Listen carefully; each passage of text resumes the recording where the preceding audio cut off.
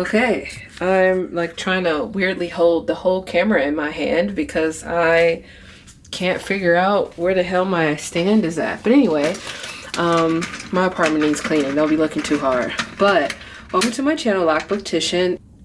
We will be doing a reading vlog. I think I'm gonna do like a couple days for each one. I want 3 to come out this month, and I think doing them week long it's just not gonna work. So I'm just gonna choose just a couple days and post them out.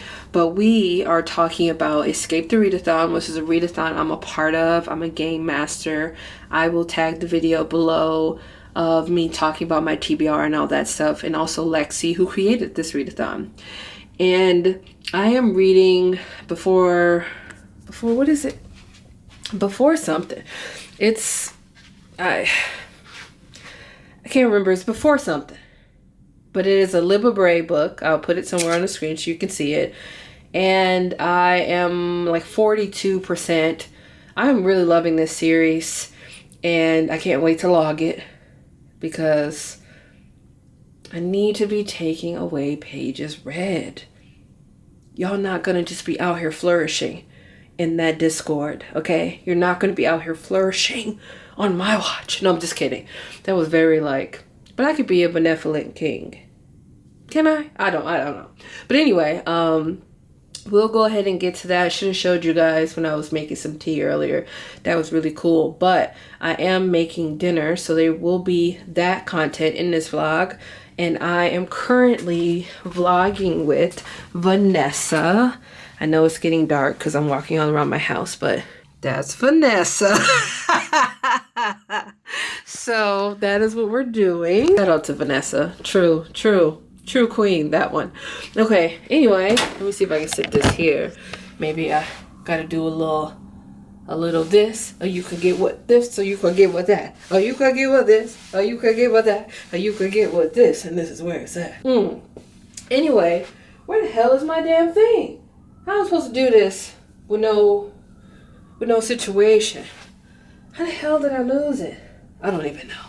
Anyway, back to the reading. Can't be talking too much because that's how they get you. Okay, so right now I'm still on my reading sprints for the Escape the Readathon with Read with Dr. B. Fantastic. Y'all need to go ahead and get over there. Subscribe. You know what I mean? Add, comment, all of those things. But I think this is a good time. So a lot of times when I'm reading books, I think to myself, wow, this would be a great discussion for a separate video. And 9 times out of 10, I forget to do that video or feel like I don't really know what I want to say, or so much time has went by that I felt like I don't even know what I want to talk about. So I want to talk about, I took some notes because I was like, I'm just going to talk about it in this video. I'm going to stop doing this, wait until wrap it up nice. We don't need to do any of that. So for the series that I'm reading, Diviners, I feel like this series, because I know it's so loved in the book community, this series is a perfect example of literature that I think shows that reading is political. Right now in the world, we are trying to, they have people on the tickety talk, people here being like, oh, I don't want politics in my books. I don't want politics in my books, where politics is everywhere. We can't escape politics even if we wanted to. It is literally everywhere. So I wanted to talk about some of the themes that I'm seeing happening in this series as a whole. We have a character who talks about what it's like being an immigrant, what it's like being a child of immigrants, what it's like being biracial. We have things in our legislation that talks about, and when I say our, I'm talking about from a United States of America perspective. We have legislation that prevented people from marrying each other if they had different races. We have legislation that attacks people who are immigrating to this country. We have so much stuff in our history that has been politicized, and we are dealing with currently in the current administration, Trump. We don't need to sugarcoat none of that. So I think the things that are talked about in this book is a reflection of our real life. We even have a character who talks about the importance of protest and the importance of showing up and the importance of unions and why unions were created, who's benefiting from these unions. We have people in the books that are being like, clearly this person is only caring about capitalistic gain. Clearly this person doesn't care about the actual livelihood of the people who's working for him, right? We have parts of the book where we're talking about women's rights, what women are able to do in their 20s, what women were not able to do, the dichotomy of having to look to a man to be your sole provider and help you, and how you have to kind of dim your light so that man can shine, and how persistent and consistent things like this was at that time. We have people talking about the issue with stranger danger. We have a character who is young in this series who is very impressionable, and have an uncle character who is actively preying on them, or have other people who are actually trying to take their innocence and turn them into something that they're not. These are real things that happen. We have stories all the time about predators who are coming after children. We have things like Amber Alert, which is an alert that goes out when a child goes missing. You know, Bell Hooks herself talked about how she wished that the United States, or people in general, really cared about the most vulnerable, which is children. So these things are all political things. Even in the book, we talk about medical trauma. We talk about what that means, and how women are being forced to be part of experiments that are impacting their health overall. We have things like the Tuskegee experiment that happened in the US. We have forced sterilization that's been done for decades to indigenous women in this country. There are so many things that ties right back to the reality that politics is everywhere. And when people say politics don't belong in books, what are you reading? Because this is a fictional series. We're talking about a fictional series, but still a series that touch on multiple things that are happening in real life and things that are affecting us in real life. So that's what I wanted to say about that. Realized my lips was so chapped, but I had to get the message out. Did I have something in here? I had something in here the whole time. Ugh, irritating. Guess can't edit in chat. I can't edit in stick. You hear me? So what we will do is I've marinated some chicken that I want to make some cauliflower too. I don't know if I'll be able to do all of that, but I can at least start the process. So let's go and do that. Libba, you got a fan out of me. Not only did you mention the influence, enslavement by the French of enslaved Africans in New Orleans, you also talked about the land originally being those of the Choctaw. I know that's right. You got a fan out of me. You do. When you were talking about that in the book, in regards to one character and how they got their wealth, and you said it plainly, off the backs of slaves, I was with you. Because Renee Adier of the Beautifuls could learn a thing or two. She really could. Renee Adier could learn a thing or two. Henry Daddy ain't shit, and the laundry lady need to get her ass whooped. I understand we're in a different time, and they are not playing around when it comes to that homosexuality. However, enough of us ain't whooping ass. Enough of us aren't fighting folks. Because when he threw that letter in that fire, you should have threw your fist in his ass. You know, what I've learned about being in America, which is largely white culture, what I've learned, sorry for the dry skin, is that y'all gonna send y'all babies to boarding school immediately. Saw your silhouette in the backlight. Swear we could have met in a past life. Treating every night like the last time. So I end all my days with you.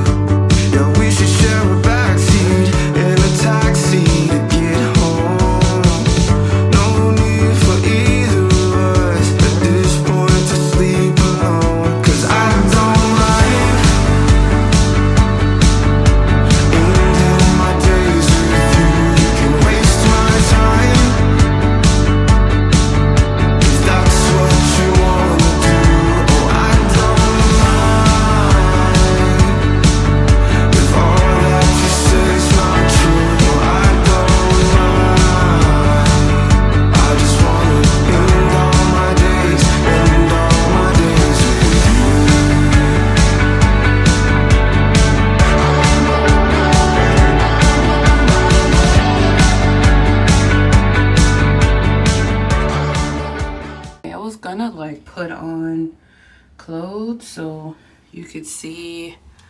I was gonna film me putting on this makeup, but I was like, I don't really have nothing to talk about as far as the books that I've read for the Escape the Readathon. I did start reading another book.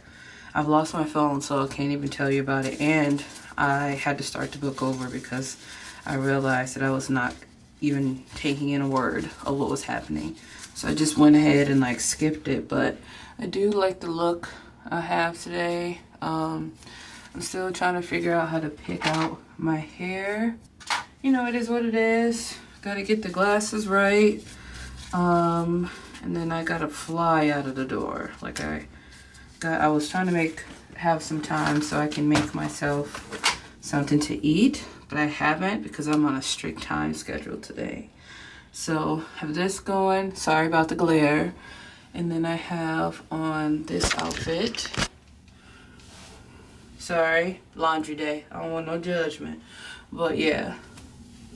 So I really like this outfit. I bought it a while ago and wore it last week and said, today's the day, dude.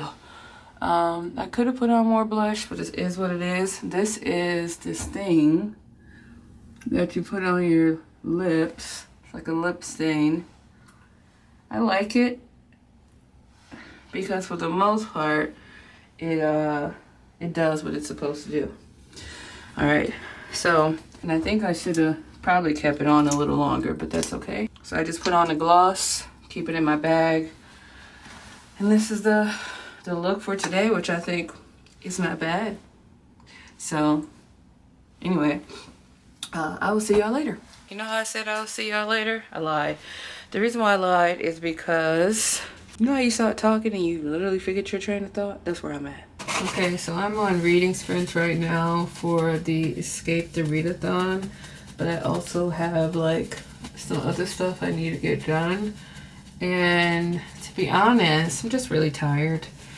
And we have 28 minutes left in the sprint, but I also want to just check in about the book that I'm reading, which is called, what is it? The House on Biscayne Bay by Chanel Clayton. I don't know. I restarted the book 3 times because I just felt like I don't know what's going on. And each time I don't understand the beginning of the book, and not that anything wrong with it. It's just not, it's not computing. Like sometimes you can be like, you know, the sky is blue, the sky is blue, the sky is blue. And I'm like, what did you say? So I don't know if I'm just at I don't know if my anxiety is getting in the way, which I think it is. So, but I'm going to continue. I'm fighting the urge to start it again because I've had to do this several times with different books. And then it either been a book that I end up DNFing because I just didn't like the material, or for the most times it's books that I end up liking and giving it like a 4 or 5 star. But I just think right now I'm so anxious that I'm just having a hard time reading. What sucks as a team master because I want to finish these books and, you know, sabotage a few teams or so. But this is kind of where we're at. So that's my checkup. My check-in. Yes. I'm eating this yogurt. It is the best dairy-free yogurt. And I don't buy it all the time because it is expensive for one. But every once in a while I'll treat myself to a few of them. And that's where I'm at now. Probably won't eat this until, I don't know. I mean, last time I remember having this was sometime last year. So that's that. But I have a lot of work to do today, but I'm going to be listening to something. I'm sure the people who are on different teams or Escape the Readathon is out here rejoicing because I have gotten into a little bit of a slump, and it's not really like, I'm going to say it's not a real slump. And the reason why I'm going to say it's not a real slump, and I'm like doing stuff on my computer as I talk, that's why you see it. The reason why I think that it's not a real slump is because work has picked up. Like, I thought work was about to decrease, and then I don't know where it like came up, like just in my face. So I've just been like kind of struggling with that. And just trying to figure that out. So I know that the team that I'm reading against right now are the hackers for Escape the Readathon, but it's just like, I think I almost finished one book. I'm just not doing well with the finishing. And to be honest, I am reading like very big books, and I'm really trying to get into The House on Biscayne Bay, because I had to take a break of reading Before the Devil Breaks You, because I'm like, man, this book is getting really intense and I just need a break. So I don't know if I just continue reading that because I know I'll get into that and then try it later. I don't know. Maybe I'll just continue reading that while I'm working. Yeah, I'll just get back into Before the Devil Breaks You, and then I'll go ahead and try to read something else. It is 10:30 my time, and I slept in a little bit today because I was working so late last night. So what I'm gonna do is try to figure out what I need to do today to make next week easier. All right, y'all. I decided to choose happiness. Some say joy. It's what you're thinking. There's some lemonade in here. But I started reading Vampires of El Norte, which has been a book that I've been trying to read forever. And I think I'm going to just DNF The House on Biscayne Bay, because I've restarted it now 4 times. And when I say it ain't clicking, it ain't clicking. Now, the Vampires of El Norte is, for those of you who need, how could you be so rude? Right? Like, what is the problem? I'm like, it's dead. It said, I don't have juice, ma'am. That is why. Hold on. Anyway, I'll just talk to you guys like this. But yeah, y'all, it's a real struggle. I couldn't figure it out, and I was trying to force it. And I couldn't. I was like, the lemonade is not going through my system. Anyway, I'm gonna do a little work. I'm gonna go and see Sinners with some friends. But I'm gonna do a little bit of some work, update some things for myself, and then I'm going to get ready to go. So I probably have like an hour to get my life together. I went ahead and like dressed up because I had to go work in person. Check out the fit. It's just like the green matching my glasses, really, is what I was trying to get y'all to get. The Vampires of El Norte follows the story of 2 people. I know that the young girl saw this guy because it talks about like how their energy and how you can tell that they liked each other, and how, you know, her abuela and her mom was like, no, I don't want you around him. And then when she got her period, they were like, definitely we don't want you around him. And when we got to the point where we figured out that she got her period, I was like, then how old is she and how old is he? So I don't really know.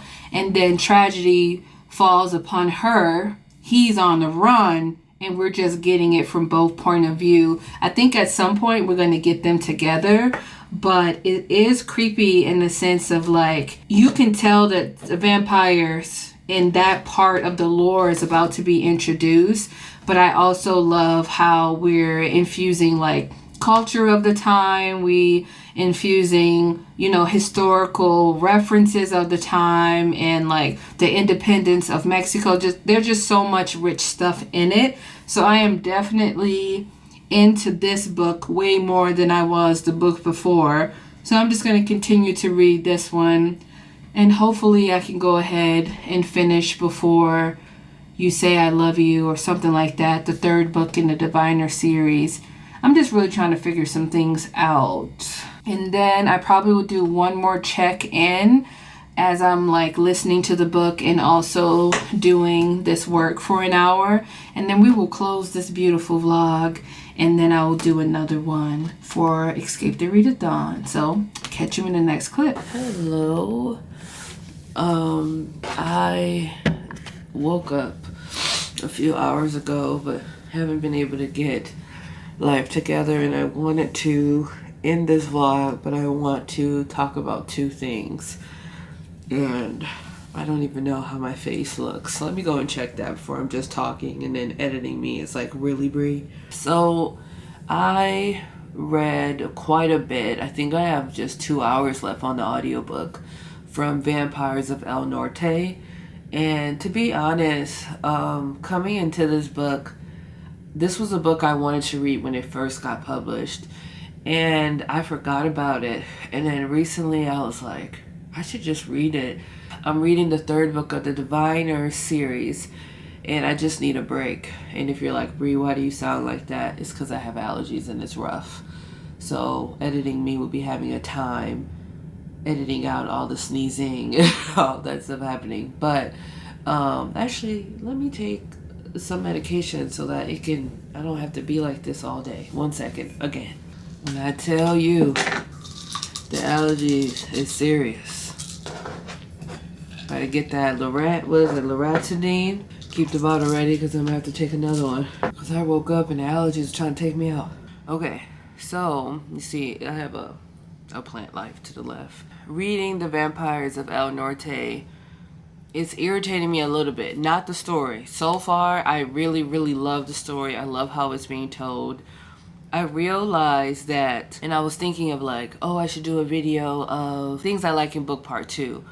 But every time I think about having a separate video idea, the likelihood of me actually doing that or like sitting down to record it is slim. So I'm just go ahead and tell you. And I've just been trying to be like more in my vlogs of just like authentically myself and just say how I feel instead of like cutting myself off. But what I really like in thrillers or just in crime fiction as a whole, spooky genres, things like that, what I really like in them, if there is a clear cultural thing happening. And I'm starting to find that a lot of booktubers who follow me and take some of my recommendations and may not like the stories or the books that I like once they read it because I recommend it. I think a lot of it has to do because culture is so prominent in those books and they just want the actual like guts crime with like the bad spooky thing that's happened. They want more of that entity.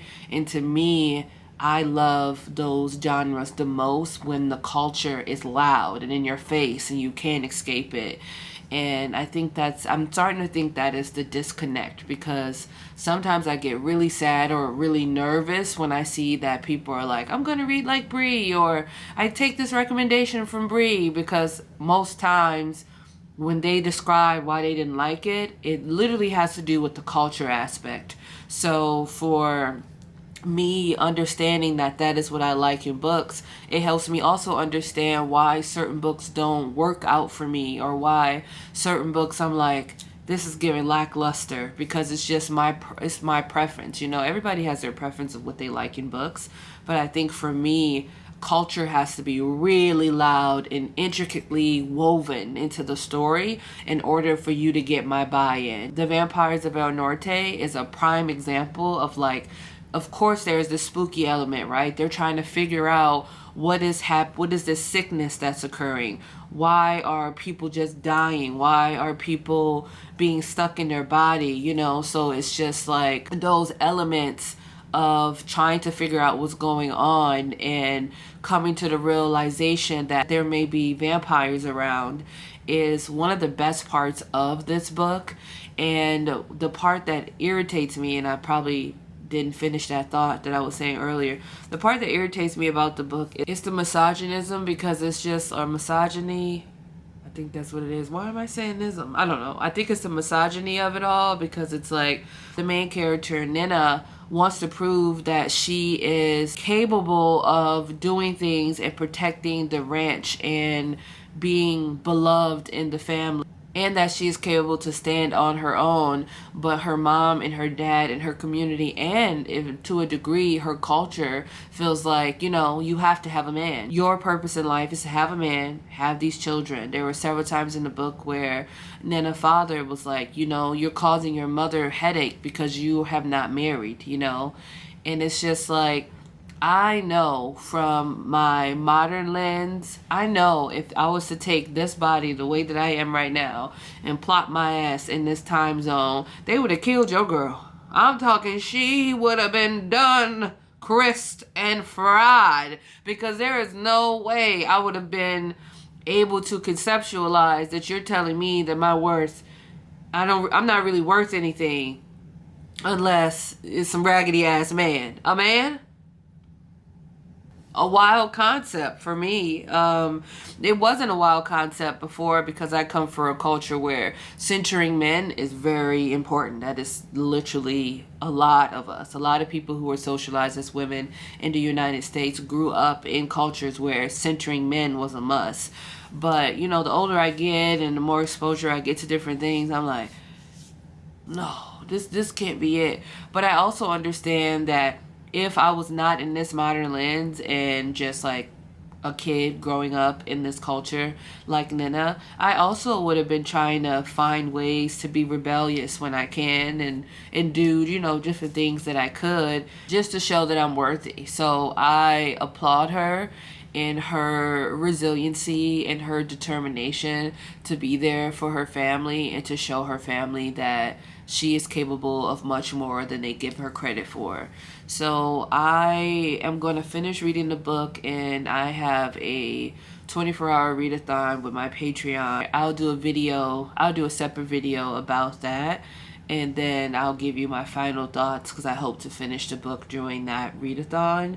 But yeah, that is the first thing I wanted to talk about. The second thing is I'm getting a little deep. So just follow me. The second thing is, those of you who have lost a parent, when do you go a day without thinking about the fact that they died? Do you ever get to a moment where you wake up or just throughout the day that you don't think of them? And not saying that is what I want to aim for, because I understand grief and the ebbs and flows of grief. I understand it as a therapist. I understand it as a person who experienced it. And this is not my first grief. I just think that out of all the people I've lost in my life, this has been the most impactful grief of losing my mother. And every day I think of her. Every day I think of her. Not every day do I want to cry and fall apart. That's more like every 2 to 3 days. It used to be all day fighting to cry and fighting to just interact with people. But it's every day. I feel like I walk with a degree of sadness every day. And also a degree of, that bitch really left me. In a degree of anger, in a degree of, well, she's not suffering anymore. It's very conflictual, which I can conceptualize and understand it. But man, like, it feels like it feels heavy. There's a level of heaviness too every day. And when I'm doing other things or engaged with other people, it's not that bad. I also spend a lot of time in solitude. So I'm not sure. I just want to know so I can normalize it in my brain and create ways to protect myself in that. Because there are times where the sadness is so bad, I can't even clean. I can't even do what I would normally do. Like, I'm looking at my floors right now, and I'm going to try to put on my headphones, my audiobook, and listen to the rest of Vampire El Norte and try to vacuum and clean and mop and clean as much of all of my floors as possible today. But it's just like, I'm also like, I'd rather just lay on my couch and read my books and talk to folks online. But it's just like, there's a point in your grief where things can become neglectful, or you can become neglectful of things, people, all kind of things. And I've definitely been in that neglectful state. Yeah, just wanted to see if y'all who are following my channel and watching this video, how you navigate that everyday degree of sadness. It's every day. And I'll never want to be like with the group of people and we're having a good time and then, you know, something reminds me of my mom. or just a thought come in. I feel like I went on a tangent there, but that is my final question. But other than that, so I'm gonna get ready, and this is one of my comfort shirts. This is a shirt that I got from my second mom, and I wear it a lot. I also should wash my hair, because it's like really about it on the internet, but I think that's what I have to do for a little while, because my hair is not looking to the part where I want to go on, the camera and talk about it. So maybe at some point I'll do my hair, and maybe I'll do a long sprint where I take a shower and do my hair. I don't know. That might also be, Sunday's issue. And it might not be, Saturday issue. I will see you guys in the next video. I hope you enjoyed this week's or whatever I put in here for Escape the Readathon. And I hope that this video isn't too long, but I fear that it is. And I will talk to you guys later. Bye.